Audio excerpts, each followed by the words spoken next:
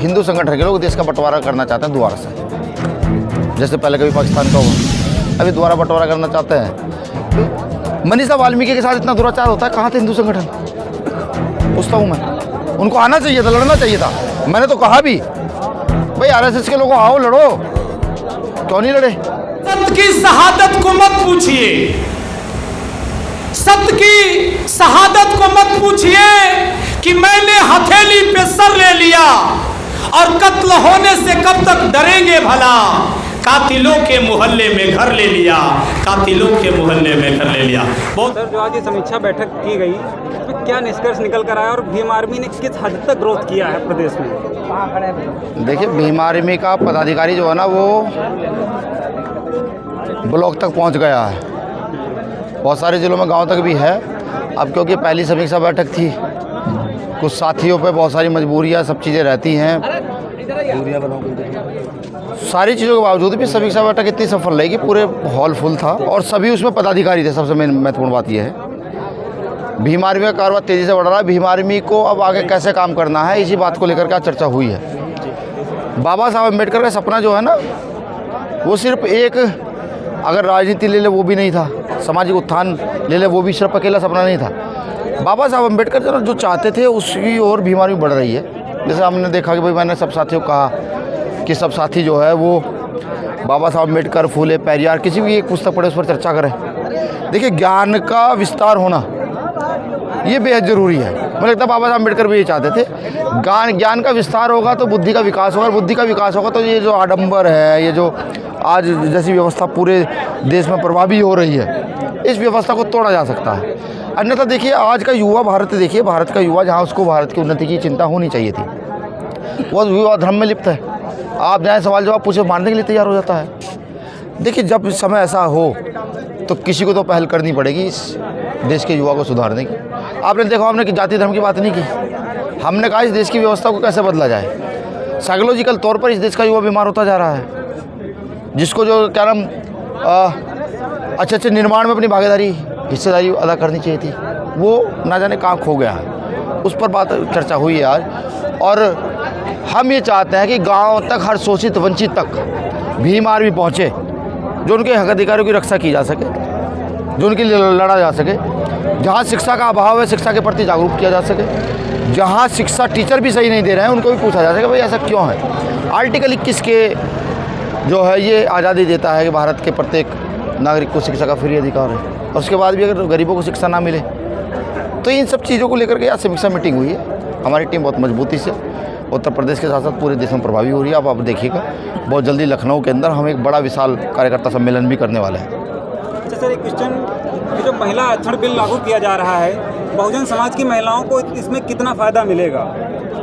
देखिए, बिल की अब तक मैंने जो है ना समय नहीं मिल पाया इसको पढ़ने का, लेकिन मैं ये जानना चाहता हूँ सरकार से ज़रूर कि भाई ये बताएं, वो जो आरक्षण वो दे रहे हैं वो हमारे रिजर्वेशन में से दिया जाएगा, नया आरक्षण है, वो नया आरक्षण देना चाहिए। नए आरक्षण में से ट्राइबल्स को, शेड्यूल कास्ट को, बैकवर्ड को, उनका रेशो तय होना चाहिए कि इतना आरक्षण आपको दिया जाएगा। कल कहीं ऐसा तो नहीं कि आरक्षण के नाम पर ये छलावा हो।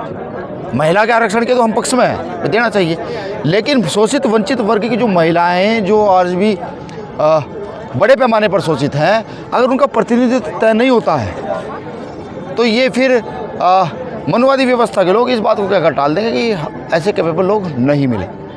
बाबा साहब अम्बेडकर शिक्षा का अधिकार ना देखे जाते, क्या दलित आदिवासी आज इस काबिल हो पाता कि मुझे यहाँ खड़ा होकर आपसे बात कर रहा हूँ, आप ये सब चीज़ें, आप इंटरव्यू मेरा ले रहे हैं, तो ये सब क्या के अधिकारों की बात है। तो ये जो वन नेशन वन इलेक्शन की बात चल रही है, ये क्या है, किस लिए ये सब किया? देखिए, सबसे पहले तो वन नेशन वन एजुकेशन की बात होनी चाहिए थी।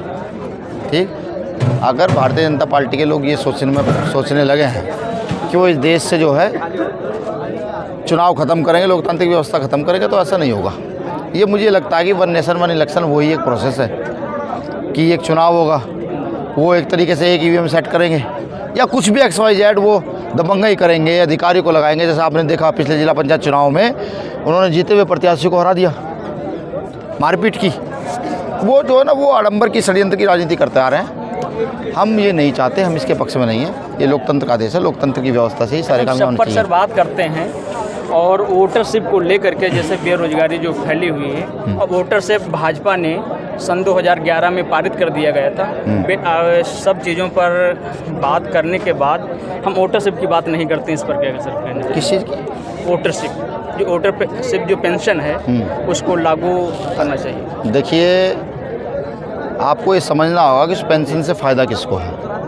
रिजर्वेशन के आधार पर जो बहुसंख्यक वर्ग जो है, जो नौकरियां लगा, उस पेंशन का फ़ायदा उसको होता है। उस पेंशन से उनके घर का खर्चा, बच्चों की शिक्षा चलती है, ठीक। और ये जो जिस व्यवस्था से हम लड़ रहे हैं, ये व्यवस्था उस पेंशन को ख़त्म करने का रीज़न यही रहा कि ये शिक्षा का कोई पिछड़ापन आए। देखिए, हम तो बार बार चिक चिक कर कहते हैं कि हमारे द्वारा जो राजनीतिक दल स्थापित किया गया है, अगर समाज व्यवस्था उस पर विश्वास करती है और हमारे कुछ ही लोगों को जिता कर भेज देती है, हम उसकी बात करते हैं। हमने तो अपने ज्ञापनों में पूरे भारत के अंदर ज्ञापन में ये पेंशन लागू करने की बात की है। सबसे पहले आपने देखा होगा यहाँ पर ओबीसी जनसंख्या की, ओबीसी की जनगणना की मांग किसने की? हम लोगों ने। पेंशन की मांग कौन कर रहे हैं? हम लोग कर रहे हैं। रिजर्वेशन को बढ़ाने की मांग कौन कर रहे हैं? हम लोग कर रहे हैं। बड़ी मजबूती से कर रहे हैं, ऐसा नहीं है। और ये होगी, मैं आपको वादा करता हूँ कि ये होगा, राजनीतिक तौर पर भी होगा और हम सामाजिक तौर पर भी इसको बहुत मजबूत करने का काम करेंगे।